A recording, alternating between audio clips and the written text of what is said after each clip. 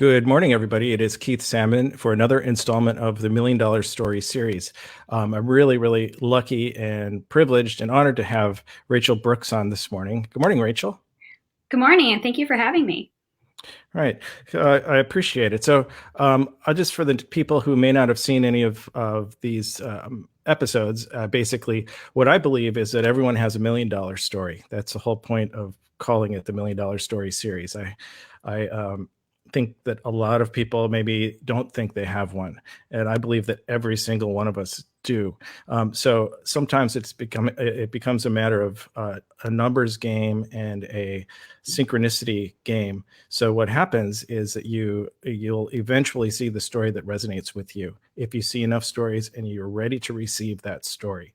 So that's kind of my premise there. I just want to check one little quick thing on over here.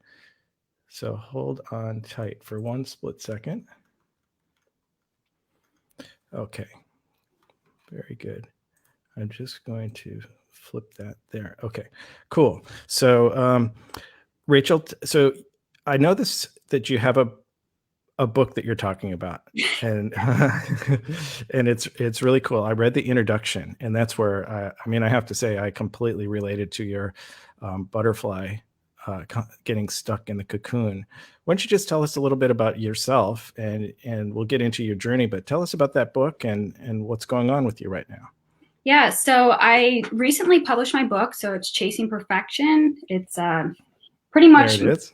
in short, it's, for when people say, well, what is it? And it's really the subtitle entails it, it encapsulates what it is. And it's a journey to healing, fitness, and self-love. So what that is just really like me embarking on this journey to become my best and most confident self. And along that way, it's just all the trials and tribulations that we have to overcome into stepping into who we're created to be, which led me through my journey on the other side, and as a way to give back to others that may need to hear that hope. There's hope and inspiration in that message. I've created my podcast. So I'm the host of the Confident Woman podcast. I'm the creator and founder of I Am Athletics, an empowerment line for women, as well as sharing my story and the community behind everything. So in short, everything that I've had to overcome, I just felt so alone on this journey that I wanted to give it back and empower women to, step into their own. But how we empower others is first by empowering ourselves. Totally agreed.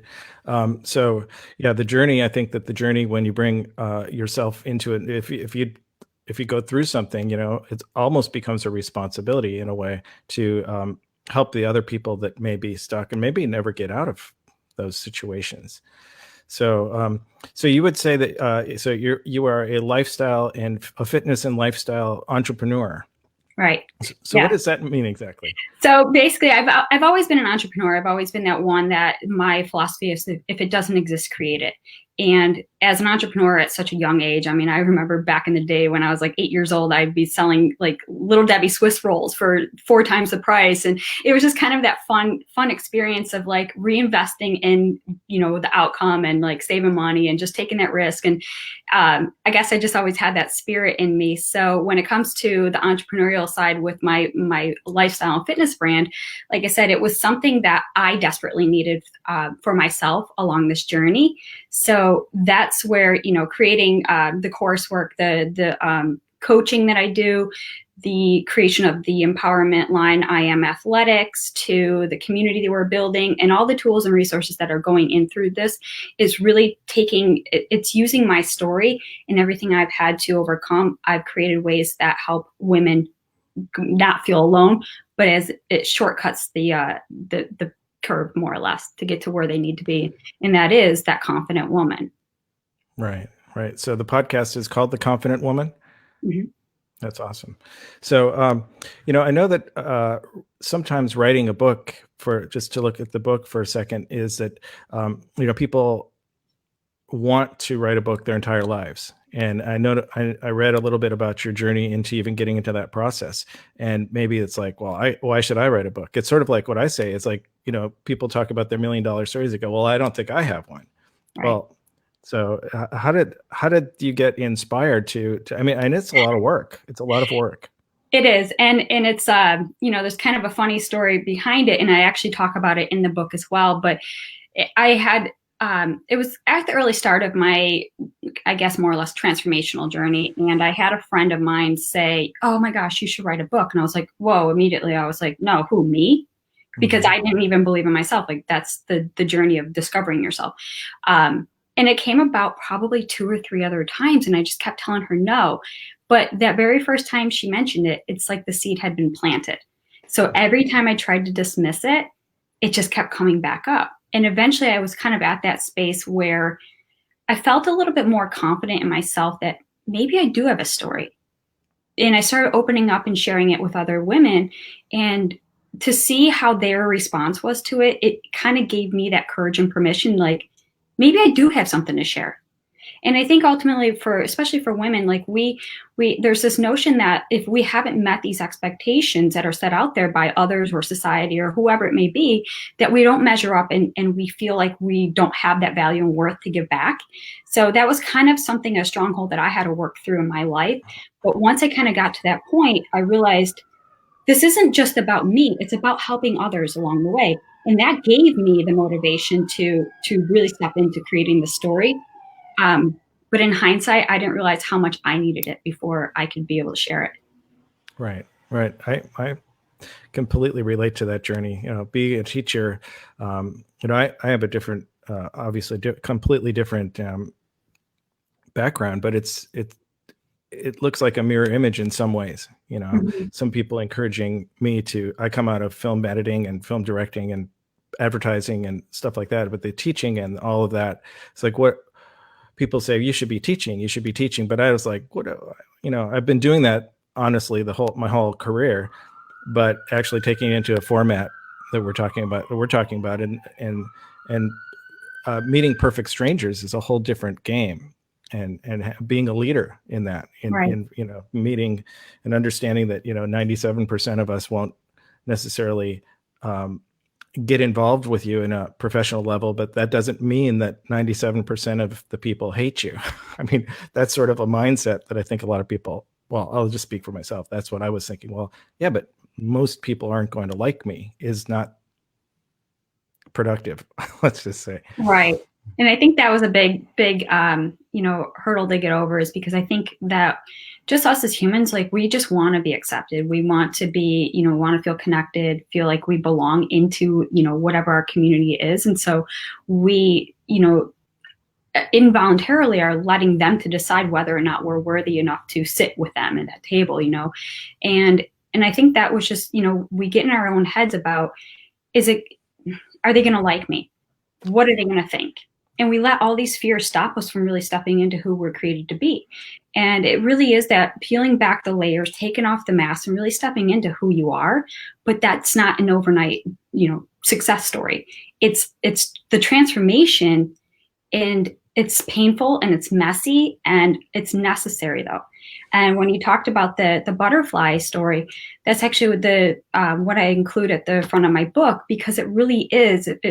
So in short, the butterfly needed to have the struggle to come out of the cocoon, so it would help shape the butterfly into flying off and living a purposeful and fulfilled life. But there was a man who walked by, and he ended up helping him along the way. And what he didn't realize in the struggle, that the butterfly needed that struggle to get out to become its beautiful self. So if anyone could do a Google search on that as well. But it was a really beautiful story that spoke to me, because it helped me see that the struggles in my life weren't happening to me. They were happening for me. And when I flipped that around, I started to see the beauty in everything that, the things that I consider like, the worst case scenarios, that they were like curses to me or whatever it may be. I look now at them as like, wow, what a gift and a blessing. Had that never happened, I wouldn't be here today to share in my story, or, right here talking about it, because it's so important that we use our limitations as power to move through it. And that gives other people that courage and permission, is that they're not alone. Like, we have to do that. The struggles are there for a reason. They're to shape and shift us into who we're becoming. And that is the message I want to give back, is that we have to embrace it. It's going to happen. But how you do it, that's, that's the becoming part of it. Right. Well, I can feel your energy. I mean, you believe it. That's I awesome. do. I really do. This is not a plug for country music in any way, shape, or form, but that butterfly story. I don't know if you've ever heard the song that Willie Nelson wrote called "Angel Flying Too Close to the Ground." You can look at it sometime. It's almost the same story, except letting go at the right time, letting Mm-hmm. go of that person that you may have rescued, but letting go at the right time. Mm-hmm. And you put in a couple of C minor chords or C sharp minor chords in there, and it's quite something. So that's for any of you Willie Nelson trivia people out there. But emotion is emotion, no matter where it comes from. And that thing about surviving and pulling yourself up, and transformation is a key word that you've said a lot. And I think that I think a lot of times people out here in the world, I see it a lot where people who have overcome something, they kind of go into the shock value of the drama, Mm-hmm. and maybe concentrate a little bit on the dark side, a little bit too much. That's maybe just a skewed version that I have, but the actual climbing out of that hole and getting it, that transformation of finding out how you can be the best person you can be is the part that it adds the value to people. Absolutely. Yeah. I feel that that's the story that connects other people as well, because it's like when we're in that proverbial pit, we do Mhm. feel isolated and alone, and we don't, ask for help or speak out about it because there's so much like shame and guilt attached to it, like how you got there. You don't want to admit that you failed or something happened to you, and you just really don't want to talk about it because there's that precedence that we have to live up to this standard and image, that nobody wants to hear about your baggage and your, all this drama, right? So it's like we just kind of bury it inside. And so you talked about emotions, and it's like emotions are meant to be felt. We have to have words for those emotions, because if we don't speak about how we feel, we can't like release them. And that's so important. And like, when we're at that bottom of that pit, the only way out is to really ask for help. Mhm, mhm. So if we were going to rewind a little bit and say pre book, and how you transformed into being a lifestyle and fitness entrepreneur, was there any pivotal moments that you would want to share with the audience that would say, because basically here again is my belief that if people hear enough of these stories with people, you're already there and you're still moving and you're progressing, but you're sharing how that worked. And there's so many people, I call them the seekers out here, kind of trying to find their way, Mhm. and they haven't developed that. I believe that $1 million story might just be trapped in there somewhere, and that's part of what my job is, to help them find it. But when if there was a like pivotal part of your journey that would take you to the place that could, I think you know what I'm saying, the pivotal part where you got into business. Let's just say, talk about the business side of it for a second. Yeah, and when I started writing my story, I guess sometimes you don't really see the connections until you start actually writing it and you see the story unfold before your eyes. And it's like, for me, I feel like the pivotal moment in my life was one, I always felt that I was different in that sense of like how I physically looked, or how I perceived myself, and it was hard for me to ever feel like I belonged. And the one person that included me and accepted me wholeheartedly was my brother. And Mm. when he passed, it's like this. It's like I was, no longer behind him in the shadows. I had to know and step into who I was at that time. And I didn't know who I was at that time. So I just always struggled with fitness and self-acceptance and body image and body issues and all that stuff. So I used fitness as a way to like master and manipulate my body through exercise and diet. And both of them were such extremes, ultimately leading me onto the stage as a fitness competitor. So when that all backfired, and the loss of my brother and all the issues that I've had to overcome, well, I didn't overcome them at that point, but they all just like dumped me at the bottom of this pit. And I really had to do that inner work to ask myself, how did I even get here? How did I go all these years in the shadows of other people? How did I go all these years putting the mask on, being somebody else for the next person. Like, what was it that I was actually chasing after? What was my outcome? What was it that, I felt I couldn't be me? But along that way, I didn't even know who I was because I got lost in the shuffle, in the mix of life. And I was really sitting there and just in the nitty gritty and just started asking myself, who am I? Like, who am I really? What is my purpose? What's holding me back? And so when I started peeling back these layers, I got to the root of who I was. And I feel like with so many, we don't really take that time for that self-reflection, the deep self-reflection, and ask yourself those honest questions, but yet alone answer them with honesty and integrity. Like, we have to, if we can't speak truth to ourselves, then we're living a lie to everyone else. And so when I got to that bottom part and started really uncovering who I was able to really create who I wanted to become. I had to peel back everything from, the beliefs, the lies, the stories, the excuses, everything that the past and fears, everything that holds us back, and start rewriting a new blueprint for myself. I wiped my slate clean and just really started over. And I think for everybody, they're at different levels of that in their life. But it's completely possible because you can rewrite everything that you want to become. You get the power to create your own story. And that's what's really cool. Right. Wow. Wow. Yeah. No, I couldn't, I can't even tell you how much I'm following you because it's just so hard sometimes for people to take a look at themselves and to be honest. I think the whole part of it is honesty and see what, we just have a different lens that we look through the world from. And so the idea that you say to change, I have someone very dear to me who had that kind of a mentor basically say, hey, it's time that you need to change your story. And because you go, like you say, patterns, when you start looking at those things and unpeeling those layers and finding patterns, without even getting so deep into it, like you're talking about, those patterns will show up even on the surface of say just building. I mean, I don't want to say that building a business is unimportant, but in the scheme of your life, if you're talking about saving your life, it's unimportant. There's priorities in that. So I think that those patterns show up in different ways. The fear shows up in different ways. Procrastinating, even as simple as what we do in this world, doing a live video. You can put that off for a year. You can come up with 365 reasons not to do a live, right. And it's based on something inside of you just don't want to share. I was in a. I am not I do a lot of writing for my craft, but I haven't never written a book. I've written some scripts here and there, but when I need to, but my story is in a different format. But what was I going to say? The idea that, I lost my train of thought there. I'm so sorry.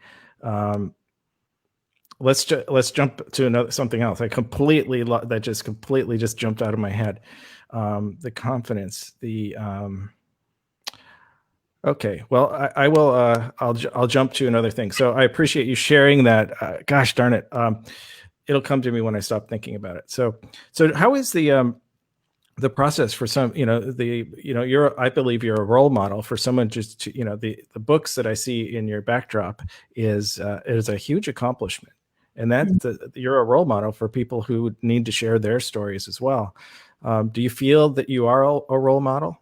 No, no, I never even considered myself that. And it was just something where, when I was actually doing some writing, I still like to do some free writing, and just kind of helps me release some things that are, on my chest and things I'm going through, especially emotional things. And, I started thinking about this when I wrote my book. I think why I held on for it so long to publish it was because I knew I had overcome this stuff, but I don't think I was ready to share the deepest, darkest moments of my soul to the world and put that on a stage to be judged. Because when you put this in writing, that's forever. And it was almost like holding my breath, waiting to see how it would be responded, or how the audience would respond to it. And, and it's like, can I breathe? And the responses were so overwhelming, and it was like almost to the point where that's my gift to give back, to inspire and give hope to other people, to know that I needed that story back when I started, to know that I'm not alone. And I think just, when I do this, hearing it from other people who say, wow, I didn't even get halfway through your book yet, and I've already had to speak out about this issue. I had to come to terms with this. Or another girl, is already writing her story because of mine. And I never, like I said, I didn't think of it as like me being a role model, but that's the courage that storytelling gives you. That's the courage that when you strip off those masks and you show up as your vulnerable, authentic, and transparent self, call it that. That's who people resonate with that. So again, as a role model, I don't know, it's kind of a big role to fill. Right. No, exactly. So I do remember, I'm so sorry, but it has to do with exactly what you're talking about. Is I saw a post and somebody says, why do you think people don't finish their books? And this is why my tangent about the writing was there. And people were getting a little esoteric about it. They were like, well, the technique of this and the technique of that and the technical part of the thing and this and that. And I couldn't not comment. And I said, that's why I prefaced it by saying I'm not a writer, but maybe I should have minded my own business. That I said, I believe that people are afraid that no one will like their book. Mm-hmm. And I know a lot of writers, and I've been close to a lot of writers who have that fear, and they'll walk around with that one screenplay. I'm out in California, and it seems like half the people out here have a screenplay in their pocket to try to get, but they've got the one screenplay. But I also know people who are writing novels, they're writing 10 novels at a time to get one published. Mm-hmm. It's a little bit different. So I believe that there's a fear for not finishing those things and putting them out there. I've worked with people on documentaries that they'll spend years on a documentary and they won't even enter them in a festival because mm-hmm. they don't want to get the fear. That fear of rejection runs deep. It does. Yeah. And I think that's where we really have to get to that root of that fear. So why is it so important to us? Like, what if we were to let that go and just be willing to accept that it is what it is? And, for me, I think there's just overcoming of it's not to say that it doesn't sting or it doesn't bother me, but it's like that fear of what other people will think. Because when you know who you are, that like trumps everything. Right. Because you know your heart, you know your soul, you know your calling. So what somebody else's opinion has to say about it, it shouldn't deter you from, pursuing your purpose. Right. And that's the important thing for me, what I had to learn. And like I said, with this book, chasing perfection. I mean, still chase perfection to the day it was published. I'm still reading through it and I'm just like, ooh, I hope nobody noticed that missed comma or, an extra space or something like that. But people don't see you through your lens. So they don't see all the flaws and the hiccups along the way. They care about hearing a story and reading a story. And if they come back with an opinion, that's because they're almost like this they have to, express it because it brings them a validation in a sense. So when you start uncovering these things, it's like, okay, it wasn't about me. Mm-hmm. Mm-hmm. Well, it was interesting. Lexus had their slogan, their tagline was the relentless pursuit of perfection. And the reason that was like that is because the perfection is never achieved. But you're gonna die trying, for a car manufacturer, that's what you have to say. But the idea is, perfectly imperfect is a good term. I like that term.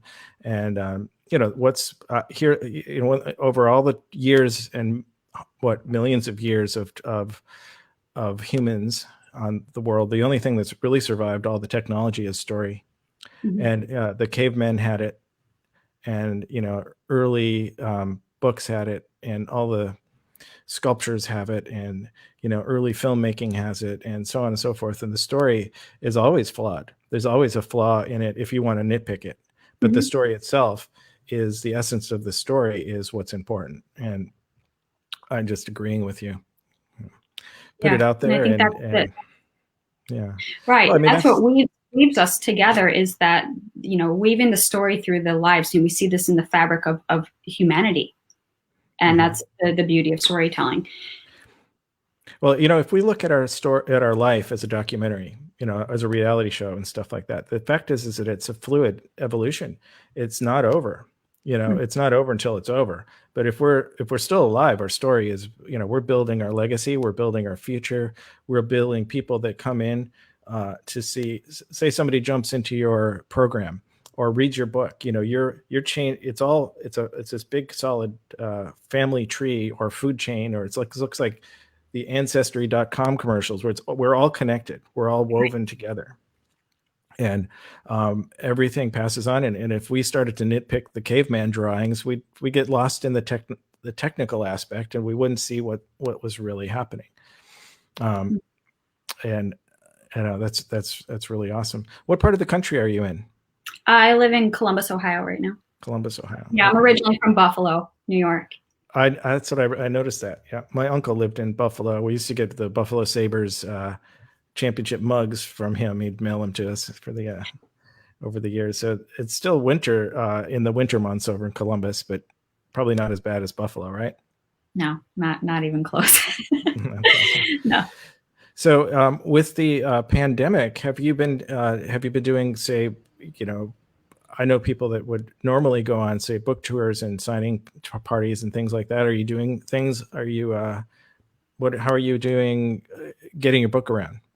So I had a virtual book launch, and it felt weird because it's just, the point is to put it out and have this big party and everything. I think for everybody, we had this whole big plan this year in 2020, and nothing turned out. So we did a virtual launch and went live, and we've had a few book signing gatherings here and there, but of course they're all limited because of social distancing and stuff. But I mean, overall, for given this pandemic, I can't say that I'm disappointed in it. Like it went well to where I, was able to put it out. I hit #1 bestseller on Amazon, so that was amazing. Totally. Yeah, #1 new release, #1 bestseller, and it was just really cool to see again the response from other people to, reading the reviews that come in, from the messages to the emails, to everything that's coming in from those who have read it, whether they're family, friends, or complete strangers. And it was just really cool. So, I given the pandemic, I mean, it's been a blessing. Everything's a blessing. Everything is a blessing. It's all how you look at it, I guess. Yeah. I just wanted to say, on a real serious note, I'm really sorry to hear about your brother. Thank you. And I do know people that have taken, it's not to in any way diminish his life, but to move. You don't want to say move past it, but to move through to find your purpose takes a lot of courage, and it's not in any way, like I said, you never want to leave things behind. My dad died young, 30 plus years ago, and it's like, I never say, hey, you'll get over it. You never get over someone. Right. But you live through it, and I think that's what you've done. It takes a lot of courage. Mm-hmm. Wow. So what we'll do is we'll have you give anything you want me to do for linking your places where we can find you and your book and your everything else. We'll put in as we send this out again to the other to the rest of the universe, and you'll make sure you can just message that to me, anything you want to put in there. What about your I noticed that you did talk about coaching. What kind of a coaching program are you doing? You want to talk about that? Yeah. So right now, so my coaching program is to help women. First, we create who they want to be. And so that's really like the getting clear on who this woman is. And that's the letting go of limiting beliefs, redefining who they are. And so when we go into the creating your own story, that's the becoming. And that's the inner work that we really start to shed back, and kind of what I talked about earlier about really getting deeper into the roots of who we are, so that we can step into who we want to become. And that is the Becoming the Confident Woman program. So we it's not like a one size fits all because I actually hate all that stuff. But we really work with each individual to identify where they're at and help close that gap to where they want to become. I believe in that too. I do a lot of the one-on-one because, I mean, the groups work, and that's on a basic level. And then when you really want to, my second step is always the listening step. Mhm. Be a good listener, and sometimes I'll invite someone on for a 10-minute connect call, but I book it out for 45 minutes because I know that if they want to, sometimes they just feel comfortable and they want to spill it, and I have to be there to listen. They say I have nothing to share, and then they they they on they unleash it. Yeah. I relate to that. It's like when I first started to even consider coming in here. I did the 30-day challenge for the ClickFunnels. It was a way of someone saying, get into that space and just check it out. And so I'm like, but I have nothing to say. I have no, do your first live. I got nothing to say. I have nothing to say. I finally just did it. And 40 minutes later, I was done with my first one. And I'm like, I guess I had something to say. It was completely disorganized and just completely all over the place. But it was like, wow, there is, you feel it inside. You feel it. It's like that form of expression is really important to let it out. Otherwise, it just burns up inside, and it burns holes in your soul some ways. Absolutely. Yeah, and that's why it's so important just to like talk things out, even if you don't have words for how you feel or what you want, sometimes just talking through it and having somebody hold space for you and just kind of be that sounding board, or just, not necessarily somebody there to fix or solve, but yet to listen. And never, like the majority of the time from when I'm finding myself on that opposite side, I realized I've already talked out my problem. I think we just needed to get out of our own heads and have somebody there that really just, values what you have to say. Mm-hmm. Well, I think it's sort of like, if we talk about fitness, I've always had, we go through streaks where, pre-pandemic, I was like, everything was so cool. I was just going to yoga class, power sculpting yoga class, 6 times a week. It just, bam, and then that self-starting thing, going to a class is one thing, because once I once I start the car and headed there, that's most of the work is done. And once I get there, it's sort of like this when we ask for help in this type of space. Making that initial call is the first important. That's where all the hard work is. Just asking for the help. And I love that term, holding space for someone. Mhm. I'm not really completely familiar with that, but I've heard it a couple of times, that it hit me that time. It's like just create a safe place for someone to even just express themselves, and that's awesome. So yeah, I was really moved by that butterfly story today. Maybe you can tell that, but it just sort of threw me it threw me a little bit. I was like going, all right, let's just find out a little bit about that. And I'm like, I'm stuck on the butterfly, and it's so visual to me. I can see it. I can see that person, that poor butterfly walking around with a swollen body and the Shriveled wings. Yeah, shriveled wings. he couldn't It's fly. yeah. Yeah, It's that one, the very first time I ever heard that, I was actually on my yoga mat. And it was like I had to pause in those moments because when you're on the mat, you can't really go do other things to distract you. So it really hit home because I felt like I, as the student, was ready for that teacher to appear. And that teacher was that parable. And it really hit home. And I was like, this is what that messy ugly is. That's what this feeling is, that, when you feel like this tension rise inside of you, and it's like, that's the growing pains of transforming into who you're becoming. And I was right. like, literally took that metaphor so literal. And it was like, I'm the butterfly. I have to just, instead of pushing my way through things and forcing it to, fit out the way that I want to become this perfect whatever, I just had to be present and let the waves crash over you. Because when you stand against a wave and you're trying to resist it, it makes it harder to get through. But if you just stand there and let it crash, it's over. And that was the being present and surrendering in that moment of letting go. And it was just really hit me that day. And it was just like, that's me. I'm that butterfly. Mm-hmm. Wow. That's truly amazing. Well, So why don't you just pitch your book one more time? Show us your book. Chasing Perfection. And that's awesome. I know I'm trying to get my head in there to the camera. That's perfect. So, Chasing Perfection, A Journey to Healing, Fitness, and Self-Love. And you can find it on all online bookstores, Amazon, Barnes & Noble, Walmart, as well as my site, I Am Rachel Brooks. And that's everything that I have on there as well, as far as my website, access to the Confident Woman podcast, and I Am Athletics line. So everything is just all housed under one simple user or domain, I Am Rachel Brooks. And that's for all social too. Well, tell us just a tiny bit about your fitness line.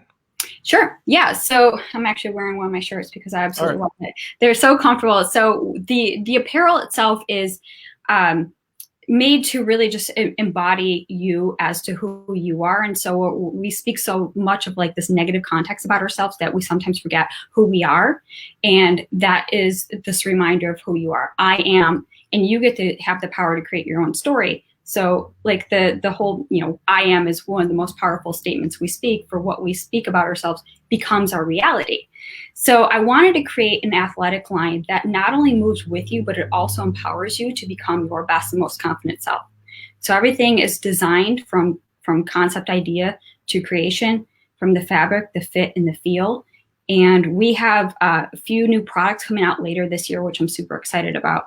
And it's just really for that everyday woman who just really wants to feel confident in who she is from the inside out. Wow. Well, Rachel, you've got a lot going on. Congratulations. Thank you. That's really great. Could I ask you a question about the tiger that you're walking with? Oh, yeah. What is that? What is that? That is so cool. That was at the Tiger Temple in Thailand a few years ago. And they had just a bunch of tigers, and the monks were there, and you just got to walk it and pet it and play with it. And it was just a really cool experience. So, I love traveling and I love exploring and doing new things. So that's been a big, definite memory of mine to be able to walk a tiger. Right. There's a picture of Rachel in her walking a tiger on her profile, one of her pictures. I noticed, and I had to ask. I had it on my list of don't forget to ask about the tiger. Yes. Well, Rachel, thank you so much for taking the time to spend with us. I know that I feel like I'm doing a service to other people that will hear stories like yours that will inspire them to take a look at their potential, to look at the possibilities, and basically understand that there's power in your story, there's power in your journey, and it's there for you. And I really appreciate that. And I, talk about $1 million story. You've got one. So thank you so much. Well, thank you. This is Keith Salmon. I'm just going to say so long to you all. I have a Facebook group called $1 Million Story Ninjas. Speaking of stories, where I try to get people to come in and, be in a community where the story, some people have their stories all tricked out. Some people are still, the thing is that even what do they call it? High level achievers or high achievers, they don't always have their stories worked out. They can be having everything going on and business is successful and everything like that, but they've kind of walking around in a shell of a person. Sometimes I've experienced that quite a bit. And I think I was one of those people a while back. So it's $1 Million Story Ninjas is where we hang out, and we just we formed a community. So I will be playing this back there. We'll send this video around. Hopefully get a lot of people will be inspired by your, role model or not. You are a leader. You are a thought leader for sure.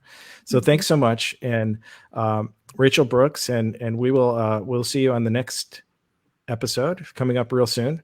So have a great Wednesday, everybody. And if you're watching this on the replay, have a great day, whatever you're in. Okay. Thanks so much. Thank you.